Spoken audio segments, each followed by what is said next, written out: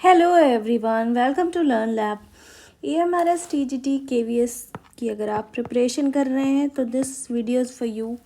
आज हमारा इस फ्री कोर्स का day 26 improvement in food resources से हम शुरू कर रहे हैं अपनी biology. And if you haven't watch the videos तो आप मैं बता दूं कि फ़िज़िक्स एंड केमिस्ट्री हमने पूरी कंप्लीट कर ली है। सारे वीडियोस पूरा फुल कोर्स आपको अवेलेबल है on this YouTube channel. So do like share subscribe the channel. Okay, so let's begin. So इस चैप्टर में एक्चुअली बहुत कुछ नहीं है, लेकिन कुछ एग्जाम्पल्स मैं कहूँगी जो इम्पोर्टेंट है। बाकी बहुत ज़्यादा ध्यान इस चैप्टर पर नहीं देना है, ठीक है। और भी इम्पोर्टेंट चैप्टर्स हैं जैसे diversity, heredity, cell life processes, tissues, ये सब बहुत इंपॉर्टेंट चैप्टर्स हैं, ठीक है। So let's begin. Food supplies जो है वो हमको क्या देता है, फूड क्या देता है, protein, carbs, fat, vitamin, minerals, ये सभी हमको देता है, ठीक है, ताकि हमारी बॉडी डेवलप हो, ग्रोथ हो और हेल्दी हम रहें, ठीक है। तो need for improvement of food resources, कैसे हम इम्प्रूव करें, क्यों है ज़रूरत इनको इम्प्रूव करने की, ठीक है। लिमिटेड एग्रीकल्चर लैंड है हमारे पास, बेटर क्वालिटी फूड होना चाहिए। फूड में हर जगह एडल्ट्रेशन है, आपने देखा ही हुआ है। इंक्रीजिंग पॉपुलेशन है हमारी, जिससे ज़्यादा हमको फूड चाहिए। इसके अलावा पेस्ट से हमको बचाना पड़ेगा, डिसीज़ से या इन्वायरमेंटल स्ट्रेस से भी हमको बचाना पड़ेगा अपनी क्रॉप्स को, ठीक है, ताकि हम जब हेल्दी रहेगा इंडिया तभी आगे बढ़ेगा, ठीक है। कैसे इम्प्रूवमेंट करें, तो कुछ चीज़ें यहाँ पर एग्जाम्पल्स इस चैप्टर में सबसे ज़्यादा इम्पॉर्टेंट है, ठीक है। जैसे सीरियल्स में क्या है, wheat, rice, maize, millet, sorghum provide carbs, ये हमको कार्ब्स देते हैं। पल्सेस में है जैसे gram, pea, black gram, green gram, अरहर, ये सब है। अरहर को तूर भी कहते हैं, ठीक है। ये सब प्रोटीन के हैं सोर्सेज। फैट्स में ऑयल सीड्स जैसे कि soybean, mustard, linseed, groundnuts, sesame, castor, sunflower, ये सभी सीड्स हैं, ठीक है। ये सब हमें फैट्स प्रोवाइड करते हैं।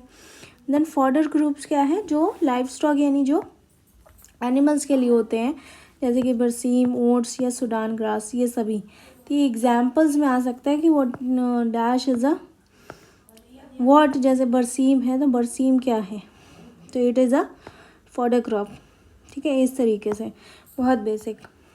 देन क्रॉप, ये इंपॉर्टेंट है कि क्रॉप के सीजन्स कौन कौन से हैं। जैसे different crop require different climatic condition, उनका टेम्परेचर भी अलग होगा।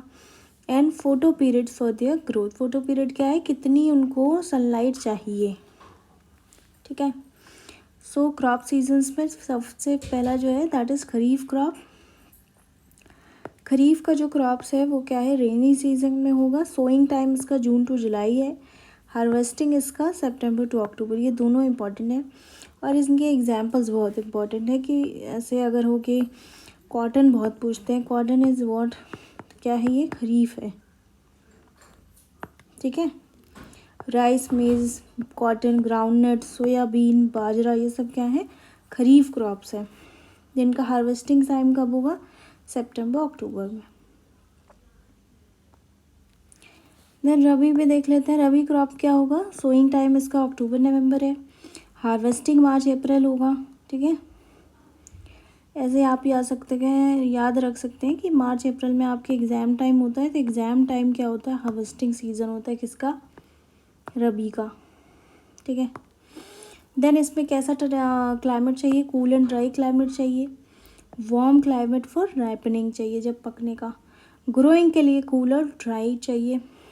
इरिगेशन में नी चाहिए, बिकॉज रेनफॉल जो है विंटर में क्या होती है, कम होती है, ठीक। और ख़रीफ में जो है वो रेनी सीज़न का है, तो उसमें कोई इतनी नीड नहीं होगी इरिगेशन की।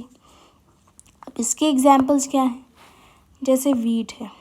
ऐसे भी एक याद रख सकते हैं, जो राइस होता है वो रबी नहीं होता, आर और आर सेम नहीं होंगे, ठीक है। राइस क्या है, खरीफ है, राइस क्या है, खरीफ है, और वीट क्या है, ऑपोजिट है, तो वीट क्या है, रबी है, ठीक है। बार्ले, ग्राम, चिकपी, मस्टर्ड, पीज, लिनसीड, ये सब क्या है, रबी क्रॉप्स। दो एग्जाम्पल इसमें इम्पॉर्टेंट है, कॉटन एंड मस्टर्ड, ये दोनों इम्पॉर्टेंट हैं, बहुत पूछे गए हैं एग्ज़ाम्स में। देन जायद क्रॉप्स जो बिटवीन जो है रबी एंड खरीफ होते हैं, मार्च अप्रैल के टाइम में, जून इनका हार्वेस्टिंग सीज़न है, जैसे कि watermelon, muskmelon, cucumber, fodder crops जितने होते हैं, ठीक है। अब हम क्रॉप वैरायटी इम्प्रूवमेंट कैसे करेंगे।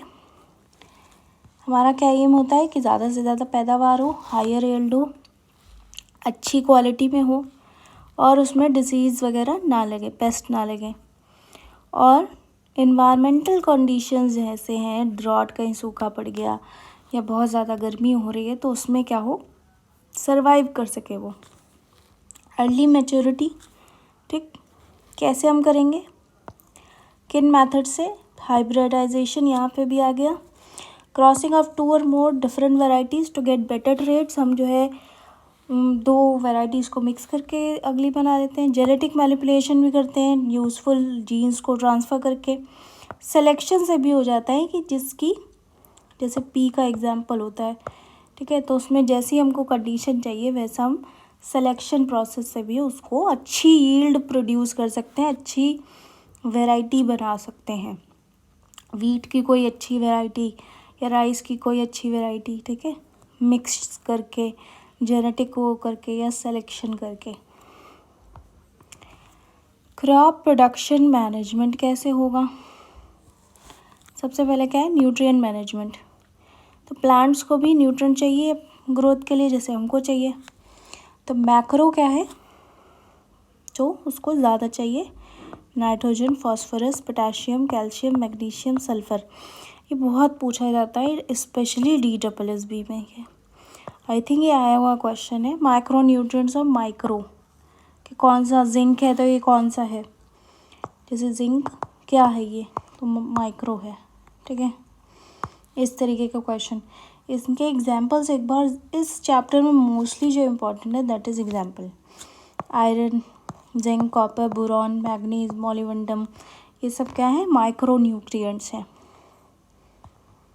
देन हर एक प्लांट को मैन्योर चाहिए, तो क्या है ये, organic substance obtain from plant and animal waste, जिसमें क्या है, कंपोस्ट है, वर्मी कंपोस्ट है, ग्रीन मैन्योर है, 3 चीज़ें हैं। कंपोस्ट हम क्या करते हैं, डेड लीव्स या जो होती हैं ड्राई लीव्स, उनको जो है सॉइल में डाल के डिकम्पोज करते हैं। वर्मी कंपोस्ट में क्या होती है, जो अर्थवर्म्स होते हैं वो हेल्प करते हैं। अर्थवर्म्स के एक्शन से अगर हमने एक जगह पे फ्रूट्स के पील्स डाल दिए सारे, या वेजिटेबल पील्स डाल दिए, ठीक है, ड्राई लीव्स डाल दिए, एक जगह पे हमने डाल दिए और अर्थवर्म्स डाल दिए, तो वहाँ पे क्या होगा, कुछ टाइम बाद वहाँ पे वर्मी कंपोस्ट, वो जो सॉइल होगी वो बहुत ही फर्टाइल हो जाएगी, उसको हम एज अ मैन्योर यूज़ करते हैं, ठीक है। इससे होता क्या है, इम्प्रूव सॉइल फर्टिलिटी, इससे वाटर होल्डिंग कैपेसिटी भी बढ़ती है, और ये क्या है, इको फ्रेंडली है। ये कोई फर्टिलाइज़र या पेस्टिसाइड डालने से अच्छा है कि मैन्योर डालें, ठीक है, ऑर्गेनिक जो है बनाए। Then fertiliser, chemical substance rich in nutrients, जैसे यूरिया है, पोटाश डालते हैं, सुपर फॉस्फेट भी डालते हैं, पोटाश भी डालते हैं, ठीक है। इससे होता क्या है कि इनको जो है खाद वही मिल जाती है, न्यूट्रिएंट्स मिल जाते हैं, इससे क्रॉप यील्ड भी बढ़ता है। लेकिन इसमें सॉइल पोल्यूशन भी होता है, वाटर पोल्यूशन भी होता है अगर ज़्यादा यूज़ किया, ठीक है। तो ये बेसिकली क्या है, केमिकल्स ही हैं जिससे बढ़ाने के लिए, हम अपनी पैदावार बढ़ाने के लिए कर रहे हैं, पर हमको यूज़ करना चाहिए ऑर्गेनिक, ठीक है। और ऑर्गेनिक क्योंकि इतनी ज़्यादा प्रोडक्शन भी नहीं हो रही है, पर हमको यूज़ करना चाहिए ऑर्गेनिक, क्योंकि बहुत ज़्यादा एडल्ट्रेशन है, बहुत ज़्यादा मिलावट है आजकल हर चीज़ में। अब हमने उसको प्लांट का देख लिया कि क्या क्लाइमेट चाहिए उसको, क्या टेम्परेचर चाहिए, कैसा जो है उसको सनलाइट चाहिए, सब हमने देख लिया। मैन्योर चाहिए उसको, ठीक है, ये भी हमने पढ़ लिया कैसी मैन्योर चाहिए। अब उसको क्या चाहिए, वाटर चाहिए, ठीक, प्लांट को वाटर चाहिए। फर्टिलाइज़र भी हमने देख लिया कि कौन सा चाहिए, भाई उसको न्यूट्रिएंट्स भी तो चाहिए होंगे। तो इरिगेशन, अब वाटर हम सप्लाई करेंगे क्या, supply of water to crops at regular intervals, जैसे कि बहुत सारी जगहों पर वेल्स, ट्यूबवेल्स लगे होते हैं, कैनल्स होते हैं, रिवर्स और डैम से भी देते हैं। मॉडर्न मेथड्स में क्या है, स्प्रिंकलर इरिगेशन या ड्रिप इरिगेशन से भी देते हैं, जिसमें ऐसे पाइप होता है, उसमें थोड़ी थोड़ी जगह पे ऐसे स्प्रिंकलर टाइप होते हैं, जिनसे जो है वाटर पूरे उसमें खेत में पहुंचता है। ठीक है, अब देख लीजिए ये सब तो हो गया। अब हमने प्लांट को पूरा वो कर दिया, अब हम उसके क्रॉपिंग पैटर्न देखेंगे। ठीक है, कि कैसे वो ग्रो कैसे कर सकते हैं। जैसे मिक्स्ड क्रॉपिंग, बहुत ये इंपॉर्टेंट है क्रॉपिंग पैटर्न। जैसे ग्रोइंग 2 और more crops on the same field, एक साथ हमने 2-4 जो है लगा रखी हैं क्रॉप्स एक ही फील्ड पर, जैसे वीट लगा दिया, ग्राम लगा दिया, तो इससे क्या होगा, क्रॉप फेलियर का जो है रिस्क कम हो जाएगा। देन ये तीनों इम्पॉर्टेंट है। जैसे क्या है, इंटरक्रॉपिंग, ग्रोइंग 2 और more crops in a definite row pattern, ऐसे हमने रो बना दी है। ठीक है, उसमें हमने क्या किया, 2 और मोर क्रॉप्स लगा दिए, जैसे सोयाबीन और मेज़। तो इससे क्या होगा, बेटर यूज़ ऑफ न्यूट्रिएंट, और स्पेस भी हमारा जितने जगह में हमने 2 उगा लिए। इंटरक्रॉपिंग भी बहुत इंपॉर्टेंट है। देन क्रॉप रोटेशन, इसमें क्या है कि हमने growing different crops in succession on the same field, एक को लगाया फिर दूसरा, ऐसे क्रॉप रोटेट करते गए, ताकि जैसे लेग्यूम क्रॉप्स जैसे होते हैं, जैसे पी, ठीक है, और वीट भी होता है। तो इससे क्या होगा, मेंटेन रहेगी सॉइल की फर्टिलिटी, कि हमने पहले मान लो कि राइस लगाया, उसके बाद हमने इसको वाटर सबसे ज़्यादा चाहिए था, फिर उसके बाद हमने कुछ और लगा लिया, जैसे बार्ली लगा लिया, उसको कोई और न्यूट्रिएंट सबसे ज़्यादा चाहिए था, फिर हमने कोई और लगा लिया, तो ऐसे हमने फिर उसके बाद राइस लगाया। तो क्या है, डिफरेंट क्रॉप को डिफरेंट न्यूट्रिएंट चाहिए, तो सॉइल की जो फर्टिलिटी है वो कम नहीं होगी, मतलब डिफरेंट चीज़ें यूज़ होंगी, डिफरेंट न्यूट्रिएंट्स यूज़ होंगे। अब से अगर हम हर साल राइस ही लगाते जा रहे हैं तो क्या होगा, वो जो न्यूट्रिएंट्स जो राइस को चाहिए वो सब क्या हो जाएंगे, डिप्लीट होते जाएंगे धीरे धीरे। फिर उसमें क्या होगा, सॉइल जो है उसकी फर्टिलिटी कम होती जाएगी। इसलिए क्रॉप रोटेशन बेटर ऑप्शन रहता है, ताकि डिफरेंट उगाने से हमको क्या हो, फर्टाइल बनी रहे हमारी सॉइल। क्रॉप प्रोटेक्शन मैनेजमेंट देख लेते हैं। अब हमने पेड़ लगा दिया, सब कर दिया, अब हम उसको प्रोटेक्ट कैसे करेंगे।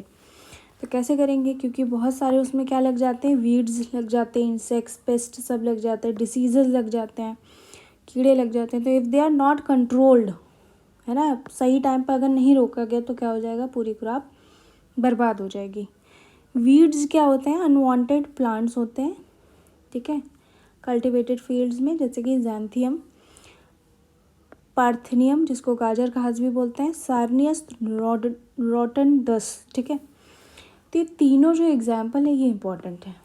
ठीक, they take up the nutrient and reduce the growth of the crop.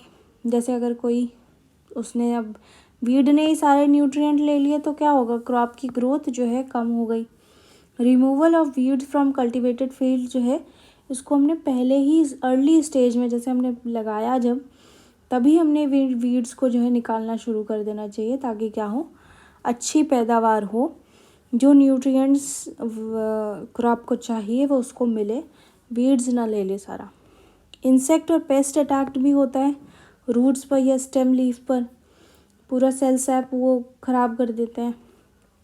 ठीक है, इसलिए हमको उनके लिए भी क्या करना पड़ेगा, पेस्टिसाइड छिड़कना पड़ेगा, स्प्रे किया जाता है पूरे क्रॉप पर, जिससे क्या हो, ये कीड़े ना लगे। हर्बिसाइड्स, इंसेक्टिसाइड, फंगिसाइड सब उसी में, पेस्टिसाइड्स एकलौता उसका नाम है, उसमें सब आते हैं। ठीक है, वीड कंट्रोल मेथड इंक्लूड्स क्या क्या है, मैकेनिकल रिमूवल, खुद निकालो उसको, या फिर प्रॉपर सीड बेड प्रिपेयर करो, टाइमली जो है क्रॉप्स को लगाओ, उनकी इंटरक्रॉपिंग करो, और क्रॉप रोटेशन भी करते रहो ताकि क्या हो, वीड्स ना लगे।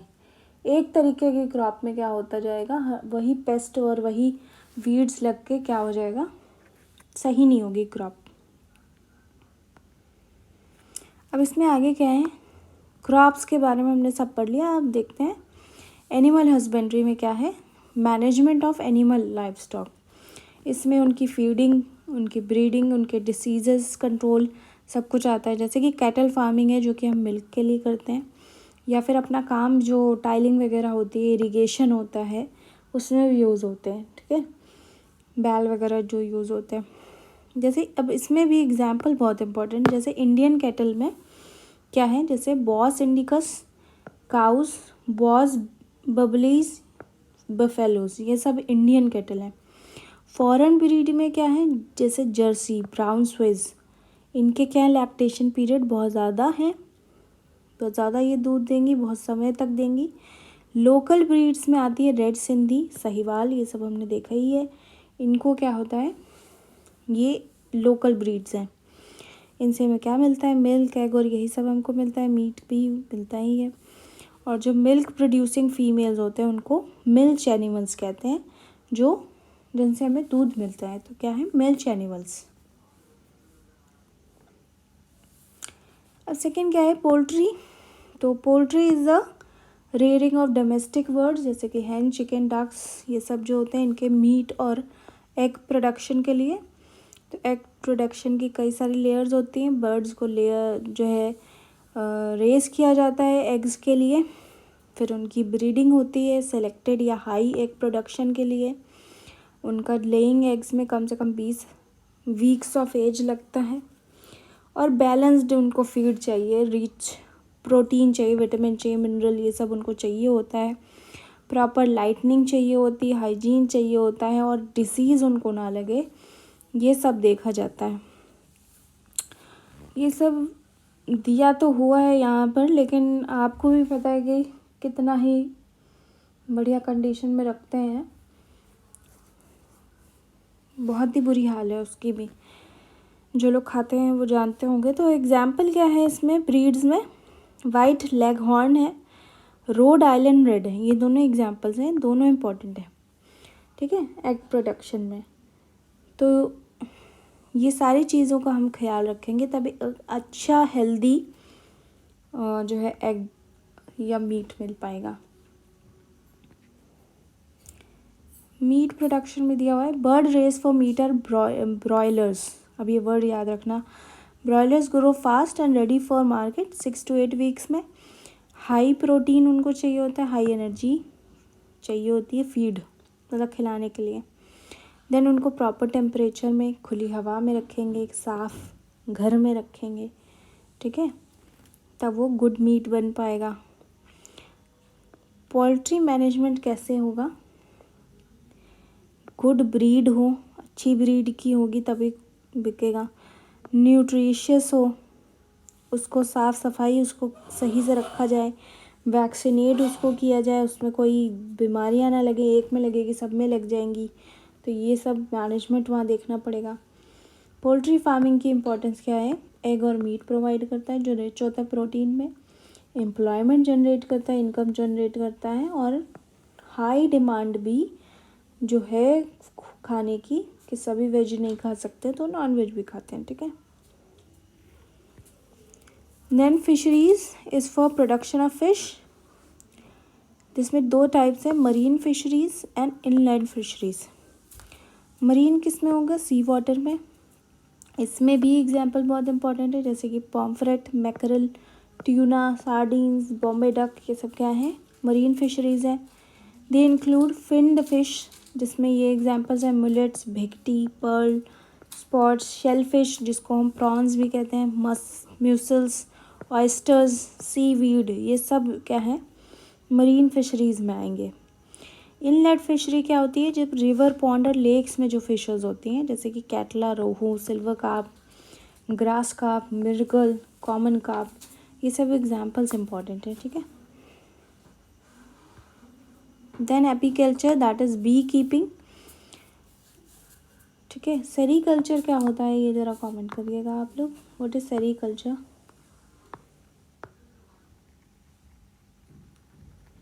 ठीक है।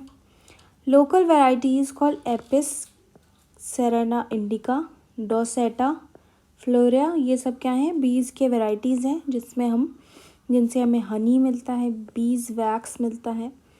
ठीक है। और इनसे क्या होती है? हनी तो प्रोडक्शन होता ही है, पॉलिनेशन ऑफ क्रॉप्स भी होता है बीज से। ठीक है, जिसको हम कहते हैं apiculture. Let's see some questions जिसमें क्या है?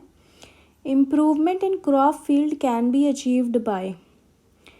हम कैसे इम्प्रूव करेंगे इसको? वैरायटी को इम्प्रूव करेंगे, प्रोडक्शन मैनेजमेंट करेंगे और प्रोटेक्शन भी करेंगे। तो क्या हो जाएगा? All of these. Okay. Practice of growing 2 और more crops simultaneously on the same field. क्या होगा? Crop rotation, mixed cropping, monocropping, plantation. Plantation होता है जब कमर्शियल उसके लिए बेचने के लिए हम क्या लगाते हैं? एक बहुत बड़े पीस ऑफ लैंड पर एक ही क्रॉप को लगाते हैं, जैसे कि शुगर केन के हमने बहुत बड़ी ज़मीन में लगा रखा है, ठीक है, बेचने के लिए। या टी के होते हैं, ठीक है। इसमें क्या होगा? 2 और मोर क्रॉप्स जब एक साथ लगाएं तो क्या है? Mixed cropping. ठीक है। मोनो में क्या होगा? सिंगल टाइप का जब लगेगा, that is mono. Crop rotation क्या है? एक को लगाया फिर दूसरे को लगाया। Growing different crops in A planned sequence on the same field. एक ही फील्ड पर एक प्लान्ड सीक्वेंस में हमने लगाया, वो क्या होगा? Crop rotation. Okay. Which nutrient is required by plant in the largest amount? कौन सा चाहिए होगा? That is nitrogen. Process of loosening and turning of soil, सबसे पहले क्या होती है? उसकी टाइलिंग या प्लगिंग, वो क्या होती है? क्या? लूजनिंग। मैन्योर जो है वो इम्प्रूव करती है सॉइल बाय, कैसे इम्प्रूव करती है? ऑर्गेनिक मैटर इंक्रीज करती है, सॉइल का स्ट्रक्चर इम्प्रूव करती है, वाटर होल्डिंग कैपेसिटी को इंक्रीज करती है। तो क्या करती है? सब कुछ करती है। तो all of these. Practice of rearing Honey बीज क्या होता है? बड़ा अच्छा क्वेश्चन है ये। क्या है? एपीकल्चर। सेरीकल्चर, पिशीकल्चर क्या होता है? Rearing of fishes. हॉर्टिकल्चर क्या होता है? फ्रूट्स एंड वेजिटेबल्स का जब हम कल्टीवेशन करते हैं। एपीकल्चर हो गया हनी बीज का। सेरीकल्चर क्या होता है? अभी मैंने आपसे पूछा है, इसको ज़रूर आप बताना। Poultry farming is done for the production of, किसके लिए? Eggs and meat. Marine fisheries किससे रिलेटेड होती हैं? ये सीज एंड ओशन से। ठीक है। Which of the following is a high yield variety crop? High yield किस में होगा? हाइब्रिड वीट वेराइटीज़ में होगा। ठीक है। कुछ क्वेश्चंस भी देख लेते हैं। What is mean by improvement in food resources? क्या हम करते हैं? वो मेथड्स जिससे हम फूड प्रोडक्शन को क्या कर सकें? इंक्रीज़ कर सकें, उसकी क्वालिटी को बेटर बना सकें, ताकि एनिमल और plants, from the animal plants to meet the needs of growing population, जो हमारी पॉपुलेशन है उसकी क्या हो? हम खाने की पूर्ति कर पाएँ। Write the major components of crop production management. क्या करना होगा हमको? न्यूट्रिएंट मैनेजमेंट करना होगा, इरिगेशन उसको करना होगा, क्रॉपिंग पैटर्न्स भी देखने होंगे। सब हमने पिछले अभी डिस्कस किए हैं। क्लाइमेट, टेम्परेचर, उसका मैन्योर कैसा है, सभी चीज़ें। एडवांटेज ऑफ मिक्स क्रॉपिंग, ये इंपॉर्टेंट क्वेश्चन है। ठीक है। Reduces risk of crop failure, better utilise हो सकेगा स्पेस का भी, जो हमारा पूरा खेत है उसका भी, और न्यूट्रिएंट्स का भी। पेस्ट और डिसीज़ कंट्रोल भी हो पाएगा, और स्टेबल यील्ड होगा, कोई भी ऐसे क्रॉप फेलियर का वो नहीं रहेगा। ठीक है। पोल्ट्री फार्मिंग क्या है? Rearing of domestic birds for meet and eggs, जिससे हमें प्रोटीन रिच फूड मिलेगा। फिश कल्चर क्या है? फिश कल्चर या पिशी कल्चर क्या होता है? Breeding and rearing of fish in the pond, tanks या रिजर्वायर फॉर फूड प्रोडक्शन। ठीक है। Difference between manure and fertiliser. Manure क्या होता है? ऑर्गेनिक सब्सटेंस होता है, इससे सॉइल स्ट्रक्चर इम्प्रूव होती है, लेस न्यूट्रिएंट कंसनट्रेशन है इसमें, इन्वायरमेंट फ्रेंडली है। फर्टिलाइज़र में हाई न्यूट्रिएंट तो होता है, लेकिन ये क्या है, ज़्यादा यूज़ कर लिया तो सॉइल भी बेकार हो जाएगी, और ये क्या है, केमिकल है ये, ठीक है। तो एक लिमिटेड क्वांटिटी में ये ठीक है, बहुत ज़्यादा नहीं। Okay, so this was it. In the next class we will do man made material. बहुत छोटे छोटे चैप्टर्स हैं कुछ, उनको हम पहले ख़त्म कर लेंगे। Okay, so thanks for watching and do like share subscribe.